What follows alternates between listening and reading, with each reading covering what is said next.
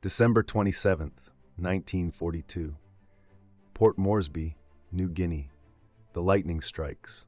The morning sun stretched long shadows over the steel matting of Loki Airfield as ground crews pulled back camouflage netting from the twin-boomed silhouettes. 12 Lockheed P-38 Lightnings from the 39th Fighter Squadron, 35th Fighter Group, stood fueled and armed, their distinctive twin tails shining in the tropical dawn. An intelligence report from coast watchers indicated a major Japanese air raid developing with multiple formations heading towards Buna. An estimated 40 aircraft were confirmed, including a fighter escort. They had 30 minutes to intercept. Captain Thomas Lynch checked his instruments and signaled his flight. Among his pilots was Second Lieutenant Richard Bong, temporarily assigned from the 49th Fighter Group's 9th Squadron, still waiting for their own P-38s to arrive. What they did not realize was that this morning would signal a significant change in Pacific air combat. The Japanese pilots flying towards Buna had encountered P-38s only briefly in past weeks. Their intelligence reports were unclear about the capabilities of the strange twin-boomed fighter. In a matter of hours, that uncertainty would turn into shock. The elite fighter pilots of the Imperial Japanese Navy had controlled the Pacific skies for 13 months. The maneuverability of the Mitsubishi A6M0 had become a nightmare for Allied pilots. With a turn radius of 950 feet, a climb rate to 6,000 feet in 7 minutes and 27 seconds, and a top speed of 331 miles per hour, these statistics had led to overwhelming victories in China and early Pacific campaigns. American pilots in their Bell P-39 Airacobras and Curtiss P-40 Warhawks learned through severe losses that engaging a Zero in a turning fight was nearly a death sentence. However, the P-38 Lightning introduced a groundbreaking approach to air combat. It boasted twin Allison V1710 engines, each generating 1,150 horsepower, and turbo superchargers that maintained power at high altitudes where other fighters struggled. With a maximum speed of 414 miles per hour and a service ceiling of 44,000 feet, it was a formidable opponent. Concentrated in the nose was a fearsome armament package that included one 20mm Hispano cannon and four 50 caliber Browning machine guns, all firing straight ahead without the convergence issues of wing-mounted weapons. Lieutenant Richard Bong had carefully studied these specifications during his training at Hamilton Field, California.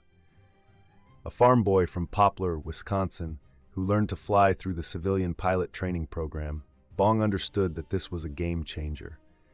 The advantage of the Lightning was not in outmaneuvering the Zero, but in steering clear of dogfights entirely.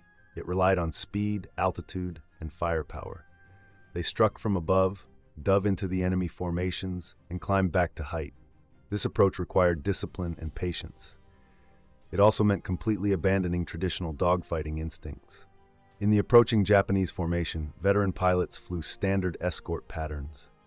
Their mixed force included Mitsubishi A6M0 fighters, Nakajima Kai-43 Oscars, and Aichi D-3A Val dive bombers, which showcased the best of Japanese naval aviation. These pilots had traversed the Pacific from Pearl Harbor to the Dutch East Indies, facing little serious resistance. American fighters often struggled above 15,000 feet. Their slower climb rates made them predictable targets. That morning's mission seemed straightforward. They needed to escort the dive bombers to Buna, suppress any Allied fighters, and then return home. Japanese pilots had seen the twin-tailed aircraft occasionally in recent weeks, but they had not yet understood what they meant. Some assumed they were reconnaissance planes or light bombers. The thought that Americans might have created a fighter to counter the Zero's strengths had not crossed their minds. However, at 18,000 feet, the P-38 formation had the upper hand. Captain Lynch led the charge, diving his Lightning and quickly reaching speeds over 400 miles per hour. Behind him, Bong and the other pilots chose their targets. Their nose-mounted weapons provided enough firepower to engage at distances greater than 400 yards, far exceeding the effective range of the Zero's lighter armament. Lynch's guns obliterated an Oscar on the first pass, causing it to shatter under the force of 20mm cannon shells and 50 caliber bullets. As Lynch climbed back to altitude, Zero pilots tried to follow, but their aircraft began shaking violently as they neared 400 miles per hour. Warning alarms blared in their cockpits as they approached their aircraft's limits. Lieutenant Bong noticed a Zero trying to engage Lynch and moved into position for a shot. His first burst hit its target, sending the Zero spiraling to the ground in flames. As Bong pulled up, 3 more Zero fighters moved in on him. He pushed the throttles forward and dove down, accelerating past 450 miles per hour. The Japanese pilots could only watch as the odd twin-boomed fighter sped away, completely untouchable. As he pulled out of his dive just above the jungle, Bong spotted a Val dive bomber recovering from its attack. A quick burst from 100 yards sent it crashing into the jungle in a fiery explosion. These were Bong's first 2 confirmed victories, marking the start of what would be the highest-scoring American ace career of the war. The engagement lasted under 10 minutes.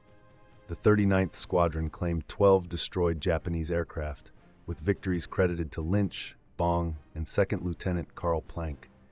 No P-38 aircraft were lost. Japanese after-action reports showed confusion and alarm. Pilots described planes with impossible speed and climbing ability, attacking from beyond standard combat ranges. The familiar realm of horizontal maneuvering, where Japanese pilots excelled, shifted into a vertical battlefield where speed and altitude dictated survival. This change sent shockwaves through Japanese naval aviation headquarters at Roble. Intelligence officers rushed to reevaluate the P-38's capabilities. They believed the aircraft's twin-engine design categorized it as a heavy fighter unsuited for air-to-air combat. They had not predicted that American engineers built something completely new, a fighter that gained superiority through vertical maneuvering instead of horizontal agility. The significance of the P-38 became more evident in later encounters. The Lightning's turbo superchargers allowed it to maintain full power at altitudes where normally aspirated engines lost 50% of their output. Its dive speed neared the sound barrier faster than any Japanese aircraft could chase without risking structural failure. The P-38's capacity to trade speed for altitude enabled its pilots to regain the upper hand over enemy formations within moments of an attack. On January 7, 1943, the reality of this new threat became undeniable. 9 P-38 aircraft escorting bombers confronted around 20 Japanese fighters. Traditional tactics would have the outnumbered Americans take defensive positions. Instead, the P-38s climbed to 25,000 feet and launched diving attacks from heights the Japanese could not reach. Lieutenant Richard Bong, who was regularly flying with the 39th Squadron while waiting for his unit's P-38s, showed the effectiveness of this new approach. The P-38 Lightning showcased deadly efficiency. Diving from high altitude, one pilot destroyed an essential Japanese Oscar with a deflection shot from 300 yards. As Japanese fighters tried to climb toward him, he executed a maneuver that brought him back to 20,000 feet, well out of their reach. From this position, he targeted another plane and repeated the same tactic. The nature of vertical combat was new to Japanese pilots. While a Zero could turn better than any American fighter, it couldn't match the P-38's speed in a dive without risking severe damage. It couldn't follow the P-38's climb without stalling. If a P-38 chose to disengage, it could do so effortlessly. The horizontal battleground where Japanese pilots excelled had transformed into a 3-dimensional space where altitude and speed were more critical than turning ability. Veteran Japanese pilots found it hard to adapt. Their training focused on close-range maneuvers, aiming to get behind an enemy using enhanced turning skills. Against the P-38, those tactics became ineffective. By the time a Zero pilot got into firing position, the Lightning would be a mile away, climbing to heights that the Japanese fighter could not reach. The psychological impact was just as damaging as the tactical disadvantage. Japanese pilots, who had enjoyed superiority since the start of the war, now felt powerless against an enemy that would not engage on equal terms. The constant awareness of threats from above, where death could come from heights they couldn't access, diminished morale. Some pilots experienced combat fatigue symptoms that were unfamiliar in Japanese military culture. By February 1943, the the presence of the P-38 in the Southwest Pacific was growing rapidly. The 9th Fighter Squadron of the 49th Fighter Group finally received their Lightnings. The 80th Fighter Squadron of the 8th Fighter Group transitioned from P-39s to P-38s. The 475th Fighter Group, an entire Lightning unit, was being established in Australia. Each new squadron that arrived had studied the combat reports of pilots like Lynch and Bong, refining tactics to maximize the P-38's strengths. Training programs set by squadron leaders prioritized altitude discipline above all. The motto became clear: altitude equals life insurance. Speed equates to survival. Pilots learned to resist their instinct. P-38 pilots would turn to engage enemy fighters while maintaining high speed and performing vertical maneuvers. The high-speed yo-yo technique allowed a P-38 to trade excess speed for altitude while changing direction. The barrel roll attack utilized the Lightning's roll rate to keep the guns on target while maintaining momentum. Japanese efforts to counteract these tactics largely failed. The Kawasaki K-61 Tony, with its liquid-cooled engine and heavier armament, was designed for high-altitude combat against American bombers. However, even the Tony could not compete with the P-38's performance above 20,000 feet. The Nakajima Ki-44 Shoki prioritized speed and climb rate over maneuverability, yet it still fell short of what the Lightning could do. Japanese intelligence reports indicated increasing desperation. Pilots were advised to avoid engaging P-38s unless they had overwhelming numbers and a favorable position. Even then, they were discouraged from fighting above 15,000 feet, where the Lightning's advantage was too great. Some units tried to draw P-38s into low-altitude dogfights, but American pilots had learned to stay disciplined and avoid unfavorable battles. The industrial situation made Japan's tactical challenges even more difficult. Lockheed's production line in Burbank, California, was impressively efficient. By March 1943, the factory was producing 10 P-38s a day. Each aircraft required about 37,000 man-hours to build, but American industrial capability made this feasible. In contrast, Japanese aircraft production faced material shortages and damage from bombing, making it hard to replace losses. Training differences widened the gap even more. American P-38 pilots would arrive with 300 flight hours or more, including 50 in the P-38 itself. They had thoroughly practiced vertical tactics, gunnery, and formation flying. Japanese replacement pilots rushed through shorter training programs, averaging less than 100 total flight hours. Many had never flown above 20,000 feet before facing P-38s in combat. The Battle of the Bismarck Sea in March 1943 highlighted the strategic influence of the P-38. Lightnings provided air cover for Allied bombers attacking a significant Japanese convoy. When Zero escorts attempted to intercept, the P-38s executed their vertical tactics flawlessly, destroying several Japanese fighters and ensuring no effective defense of the convoy. Transport ships and 4 destroyers were sunk, delivering a serious blow to Japanese reinforcement efforts. Among the P-38 pilots commanding the skies over the Solomon Islands, several names became legendary. Captain Thomas Lynch of the 39th Fighter Squadron perfected vertical tactics, achieving 20 confirmed victories before his death in March 1944. Lieutenant Richard Bong continued his impressive scoring streak, showcasing a remarkable ability to position his P-38 for precise deflection shots. In August 1943, a new name joined the ranks of Lightning aces. Lieutenant Thomas McGuire, assigned to the 431st Fighter Squadron of the newly formed 475th Fighter Group, earned his first victories on August 18th over Wewak. While providing top cover for bombers, McGuire's flight encountered about 20 Japanese fighters. In that initial combat engagement, he shot down 2 Ki-43 Oscars and 1 Ki-61 Tony, becoming an ace just 2 days later after adding 2 more victories on August 21st. McGuire's combat philosophy focused on aggressive vertical tactics and precise gunnery. He eventually authored a manual called Combat Tactics in the Southwest Pacific Area, which became essential reading throughout the 5th Air Force. His techniques included the McGuire roll, a high-speed barrel roll that maintained an offensive position while keeping momentum, and the vertical reverse, which utilized the P-38's climbing ability to turn the tables on pursuing enemies. The strategic impact of P-38 dominance went beyond individual dogfights.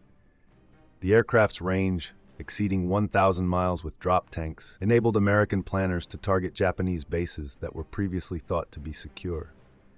Fighter sweeps could reach Rabaul from New Guinea, establishing air superiority before the bombers arrived. This capability to escort bombers throughout their entire mission eliminated the vulnerable periods that Japanese interceptors had previously taken advantage of. On April 18, 1943, the unique abilities of the P-38 facilitated one of the most important missions of the war. American codebreakers intercepted Admiral Yamamoto's travel plans for an inspection tour of Solomon Islands bases. The mission to intercept him required a 435-mile flight over water from Guadalcanal, precise navigation without landmarks, and perfect timing to reach the intercept point as Yamamoto's aircraft flew through. Only the P-38 had the necessary range, speed, and navigational capabilities for such a mission. Major John Mitchell of the 339th Fighter Squadron led 16 Lightnings on the longest fighter intercept mission of the war. To avoid radar detection, they flew just above the waves and kept radio silence. For over 2 hours, the P-38s navigated by dead reckoning. Mitchell's navigation was flawless. At 9:34 in the morning, just as they had planned, 2 Mitsubishi G4M Betty bombers appeared, accompanied by 6 escorts. Captain Thomas Lanier Jr. and Lieutenant Rex Barber initiated their attack as the top cover engaged the escorts. Barber's focused fire brought down the Admiral's bomber, crashing into the jungle.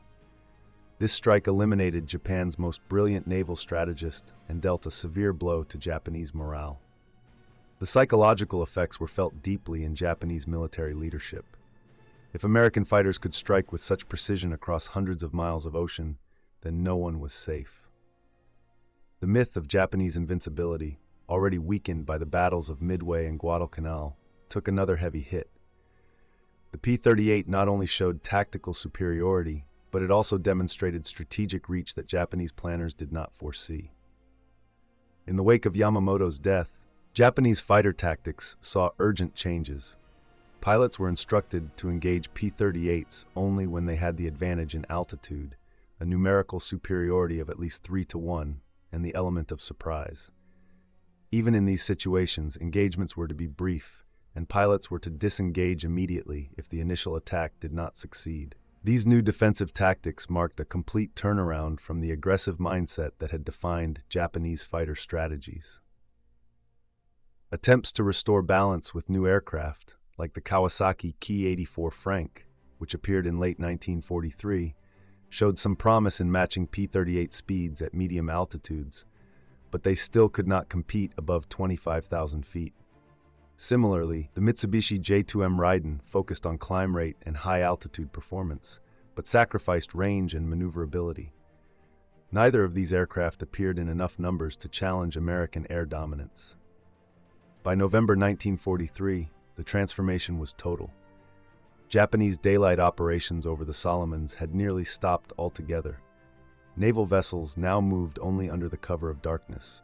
Supply runs to forward bases were conducted by submarines and fast destroyers during nighttime missions. The once mighty Japanese Naval Air Force, which had swept across the Pacific from 1941 to 1942, had now been reduced to stealthy defensive operations. The statistics reflected a harsh reality. Since the significant operations of the P-38 began, Japanese fighter units in the Solomon Islands and New Guinea experienced devastating losses. The 251st Air Group, which started 1943 with 80 pilots, ended the year with only 10 of its original members still alive. The 204th Air Group lost 70% of its pilots in just 6 months. The 582nd Air Group had to withdraw from combat entirely after losing 80% of its aircraft in 4 months of engaging American units equipped with P-38s.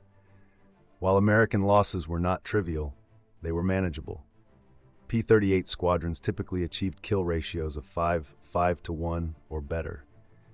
More importantly, American pilots who survived being shot down were often rescued by air-sea rescue services and returned to combat. In contrast, Japanese pilots who went down over water often drowned. American aircraft that were damaged in combat were repaired and sent back into service. Japanese aircraft facing similar damage were frequently abandoned due to a lack of spare parts. The industrial gap continued to widen. By December 1943, Lockheed had delivered over 2,000 P-38s to combat zones. Monthly production rates exceeded 400 aircraft. Japanese production of all types of fighters barely reached 500 per month, with many of these reserved for defense of the home islands. The mathematics of attrition warfare had become inevitable. Training standards diverged even more. American P-38 pilots arriving in late 1943 received extensive training in vertical tactics, instrument flying, and long-range navigation. Many practiced combat maneuvers against captured Japanese aircraft, giving them a clear understanding of their opponent's capabilities and limitations. Japanese replacement pilots rushed through training programs, cut down from 2 years to 6 months, arrived with minimal combat preparation and no experience against P-38s. The human aspect of this shift is significant. Japanese pilots who had entered the war as elite warriors confident in their superiority found themselves powerless against an enemy they could neither reach nor catch. Letters home, captured after island battles, revealed their deep demoralization. Some pilots wrote of nightmares, featuring twin-boomed shadows diving from the sun. Others asked for transfers to ground units rather than face P-38s again. American pilots, on the other hand, flew with increasing confidence. The P-38 provided them with every advantage: speed, altitude, firepower, and range. They could choose when and how to engage, always keeping the initiative. The psychological advantage proved just as crucial as the technological dominance. Confident pilots flew more aggressively, took smart risks, and achieved greater success. Richard Bong was the perfect example of this confidence. By April 1944, he had surpassed Eddie Rickenbacker's World War I record of 26 victories. His combat technique had approached perfection. Bong would climb to 30,000 feet, beyond the reach of any Japanese fighter, and select his targets with care. His attacks were quick, precise, and deadly. He averaged fewer than 100 rounds fired for each victory, showing remarkable skill in gunnery.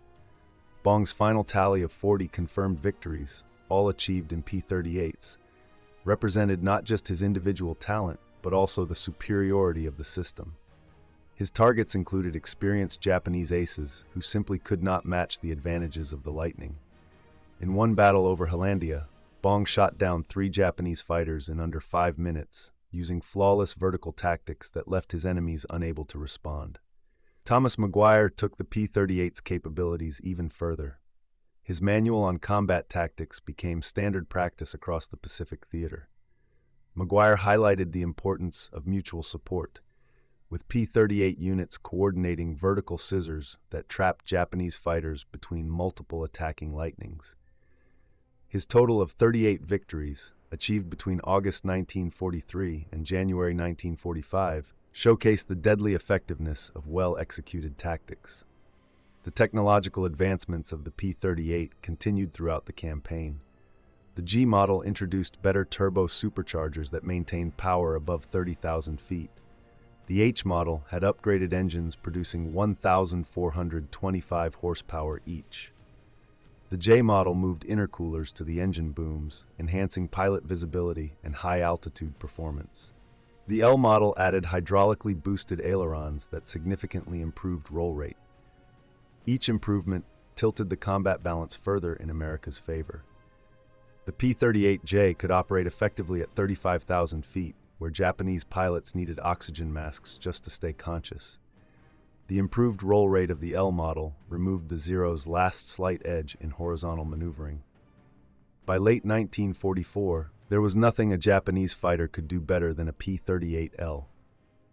As conventional tactics failed, Japanese responses became more desperate, with ramming attacks, viewed as honorable but wasteful, increasing in frequency.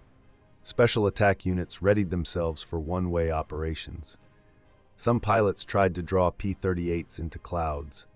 They hoped the visual confusion would lessen the advantages of the Lightnings. These tactics had some success, but they could not change the basic imbalance. The campaign in the Philippines at the end of 1944 showcased the full capabilities of the P-38. Lightning squadrons secured air dominance over the enemy just days after the invasion began. Japanese efforts to send reinforcements by air resulted in devastating losses. On November 2, 1944, P-38s from the 49th Fighter Group destroyed 26 Japanese aircraft without losing any of their own. Such lopsided victories became commonplace. The strategic bombing campaign against Japanese bases was supported by P-38 escorts. B-24 Liberators could reach targets across the Southwest Pacific, confident in the protection from Lightning escorts. Japanese interceptors were unable to reach the bombers' altitude with P-38s present. Their attacks became ineffective as a result. Air bases, fuel depots, and supply centers were consistently destroyed. The reconnaissance version of the P-38, named F-5, provided vital intelligence during the campaign. Equipped with cameras instead of guns, these photo lightnings flew at great heights, mapping every Japanese installation in the Pacific. Their speed and altitude made interception nearly impossible. The intelligence they collected allowed for precise targeting in following assaults. By early 1945, Japanese air power in the Southwest Pacific had virtually vanished. The few experienced pilots that remained had been sent back to defend the home islands. Replacement pilots, trained only minimally and flying outdated aircraft, were lost in futile defensive efforts. The P-38 not only secured air superiority, but also established air supremacy. The difference in human cost was staggering. From December 1942 to January 1945, P-38 units in the Southwest Pacific claimed over 1,500 Japanese aircraft destroyed in confirmed combat. American losses to enemy action numbered fewer than 200 aircraft. The kill ratio surpassed 7-1, an unprecedented achievement in aerial combat. Beyond the numbers, the impact of the P-38 was transformational. It proved that technological superiority, when effectively used, could overcome numerical disadvantages and superior enemy experience. It illustrated that air superiority was not solely about dogfighting, but about controlling the parameters of engagement. It showed the importance of industrial capacity. Training systems were just as vital as bravery and skill. Veterans from both sides remembered the P-38 Lightning with a mix of admiration and respect. American pilots marveled at its versatility, reliability, and exceptional performance. Japanese pilots saw it as the plane that ended their supremacy, the elusive twin-engine beast that could not be outpaced or evaded. Ground crews valued its tough build and ease of maintenance, even with its complex systems. The impact of the P-38 reached beyond World War II. Its success shaped fighter development in the years that followed around the world. The idea of vertical maneuvering became essential in jet-age combat. The focus on altitude and speed over turning ability influenced designs from the F-86 Sabre to today's advanced fifth-generation fighters. The integration of technology, tactics, and training that the P-38 exemplified served as a model for Air Force development. Lockheed's design team, led by Clarence Kelly Johnson, created more than just an effective fighter. They transformed aerial combat. The P-38's unique design, created to accommodate two engines and turbo superchargers, gave it capabilities that single-engine fighters could not match. Its concentrated nose armament removed the convergence issues that often affected wing-mounted guns. Having two engines offered safety over the vast distances of the Pacific. The pilots who flew the Lightning made their mark in aviation history. Richard Bong's 40 victories became the American record for aerial combat. Thomas McGuire's 38 victories and tactical developments influenced fighter strategies for years to come.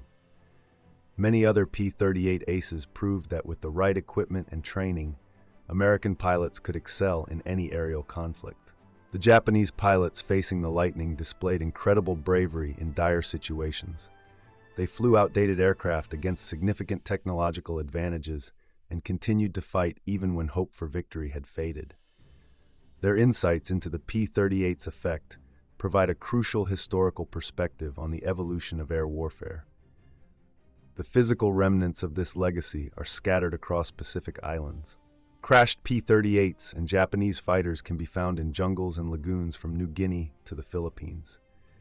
Each site tells the story of young men who fought and died in a conflict that shaped the modern world. Inhabitants still find ammunition, tools, and personal items that show how intense these aerial battles were. Museums around the world showcase examples of the P-38 Lightning. Restored aircraft perform at air shows, their unique twin-boom silhouette instantly recognizable. Veterans come together to share stories of missions and the friends they lost. Historians continue to examine the campaigns where the Lightning was crucial. The aircraft that astounded Japanese pilots in 1942 remains an icon of American aviation success. Modern military strategies still incorporate lessons from those skies in the Pacific. Altitude and speed are essential in fighter combat. Technological superiority must be accompanied by appropriate tactics and training. Industrial capacity and logistics determine a force's ability to sustain combat. The integration of intelligence, technology, and operations that enabled the mission to target Admiral Yamamoto is still the benchmark for precision strikes. The change from December 1942 to early 1945 was complete and unchangeable. The skies once dominated by the Zero were now under the control of the Lightning. Japanese naval aviation, which started the war as one of the most capable air forces in the world, had been methodically diminished. The illusion of the invincible Zero pilot had been broken by American technology and training. Ultimately, the impact of the P-38 Lightning went beyond just winning battles. It stood as the answer of American industrial democracy to military authoritarianism. It demonstrated that innovation could triumph over tradition, that technology could surpass experience, and that organized superiority could defeat individual skill. The twin-boomed fighter that Japanese pilots initially overlooked transformed the landscape of aerial warfare forever. The Solomon Islands campaign, where the Lightning first surprised Japanese pilots, was the birthplace of modern air combat. Every jet fighter that followed, every missile engagement beyond visual range, and every precision strike guided by intelligence owes its origins to those fierce battles above the tropical islands. The P-38 achieved more than just a victory in a campaign. It altered the essence of aerial combat. For the surviving Japanese pilots, the memory of confronting P-38s remained sharp even decades later. In post-war interviews, veterans recounted the feeling of powerlessness as they watched twin-boomed shadows swoop down from heights that seemed unreachable. They remembered the frustration of perfect deflection shots missing their mark because the Lightning flew too fast. Friends and mentors fell victim one by one to an enemy that completely changed the rules of combat. American veterans had a different perspective. They recalled the confidence that came from piloting the best fighter in the Pacific. The joy of executing flawless diving attacks while keeping total control of each encounter stayed vivid in their minds. They remembered the comfort of flying with twin-engine safety over long ocean expanses and the advantage of always having the sky above them. The P-38 Lightning did more than just defeat Japanese air power. It transformed aerial combat entirely. In the skies over the Solomon Islands, from December 1942 until the war's conclusion, the future of air warfare was forged. That future was not reserved for the most agile fighter or the most talented pilot. It belonged to the nation that could create superior technology, train efficient pilots, and sustain long campaigns. By the end of the conflict, the P-38 Lightning had shocked, alarmed, and ultimately dismantled Japanese air power in the Pacific. The twin-boomed fighter that Japanese pilots had come to fear systematically stripped away their ability to challenge for dominance in the skies. In achieving this, it secured American air superiority and accelerated the conclusion of the Pacific War.